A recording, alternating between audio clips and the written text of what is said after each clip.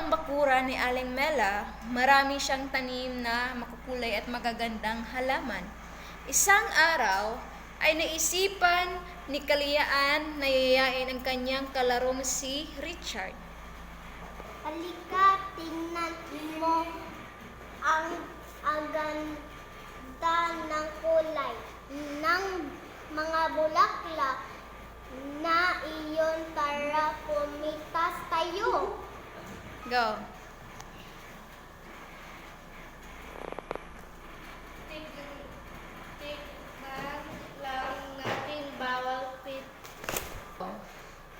Tignan lang natin bawal pitasin ang mga ayam. Gagalit si Aling Mela. Halika na. Lang ang kukunin natin ang gaganda kasi ng mga bulaklak. Hindi sumunod si Richard sa pagyaya ng kanyang mga tuloy ni Rose. Ng pagpipitas ng bulaklak. Ang ganda, di ba? Hindi naman mag-isip. Hindi man lang ngitsi. Hindi naman siguro magagalit si Aling Mela.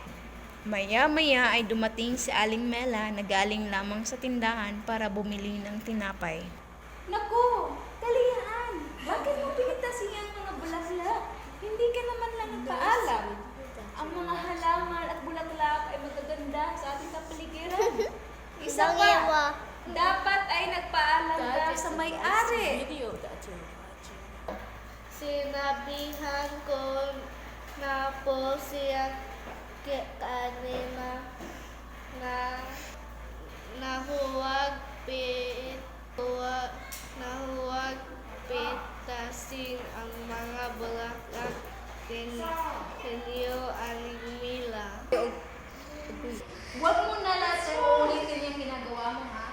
Gusto mo makapitas ng mga bulaklak? Halika. Bibigyan kita ng mga buto at sasabihin mo, pati ikaw, Richard. Yan ko rin. Bing, bing, bang! Hey, ano po?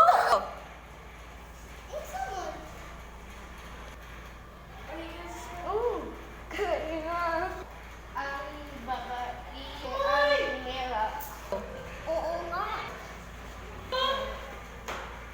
Hihiya tuloy po sa inyo. Pasensya na po, Aling Mela. Halina kayo at ibibigay ko sa inyo ang mga buto. At iyon ang pagtatapos ng ilang role-playing.